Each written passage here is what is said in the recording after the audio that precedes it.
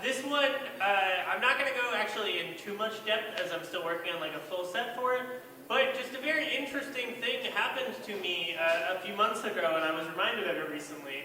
And that's a girl I matched with on Tinder. We went on one date, realized that it wasn't going to work, hit me up like a year later to let me know that she just got dumped.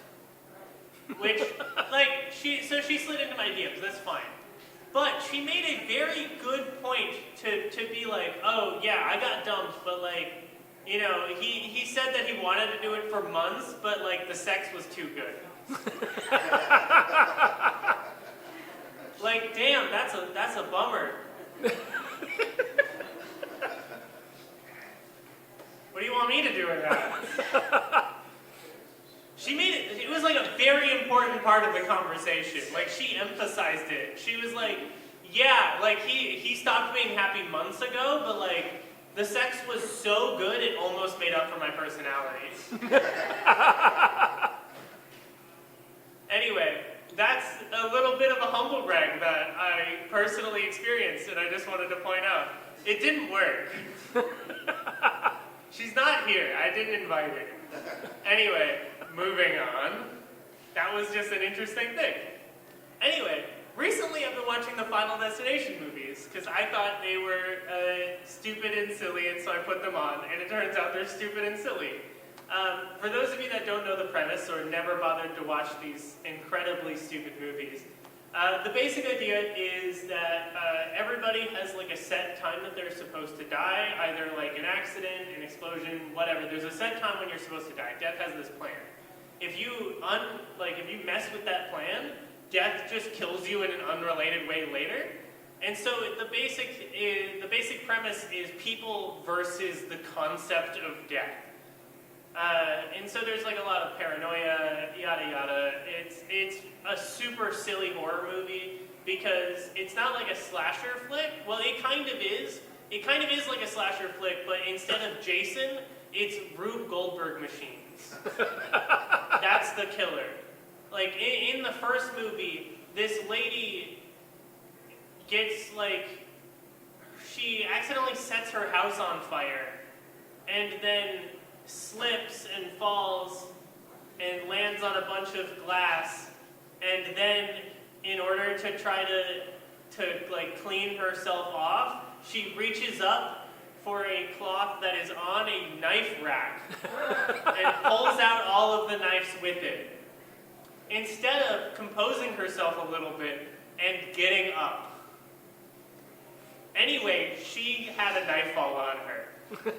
And then her house exploded. Every single death is extremely stupid. Every single one. In the second movie, there's a character that actually survives death, and then while trying to rescue her, like she gets trapped in a car with something that like spikes into the back of her headrest. While in that situation, the fireman trying to rescue her like slams the hood of the car with one of the rescue tools, which pops the airbag and sends her head back into the thing. Extremely stupid. But the basic premise, anyway, of each of these movies is there's a disaster at the beginning, a character somehow like gets a vision of the future, of exactly what's going to happen. And then freaks out and leaves, and then other people that are interested in this freak out kind of like want to witness it, and then they leave with. And so a group of like 5-ish people survive the disaster. In the first one, the main character is the guy who witnessed the thing. In fact, that's true about all of them, except in the first movie the guy's really annoying. The only reason to watch the first movie is to watch the second movie, which I think is significantly better. Because in the second movie, they know that death is the villain, while in the first movie, it's mostly just some guy complaining about a weird conspiracy theory. And so nobody actually believes him, and then they die, and they're like, oh wow, we could have seen this coming. Anyway, the third one, however, is very interesting, in the sense that in all of the movies, the disaster happens whether the person that saw it is there or not. However, in the third movie, the disaster is actually on a roller coaster. a roller coaster goes and it crashes because a guy snuck a camera on in order to be a creep onto the people in front of him. He snuck a camera on in order to film a bunch of women. However, when the main lady freaks out and gets off, I realized I was halfway through my clarification and ADHD'd out. So he stuck a camera on, and then the reason that it crashed is because he dropped his camera, it wrapped around the tracks, and then when the train hit it, it derailed. And that's what killed everybody there. But he was one of the people that got off with the lady that freaked out.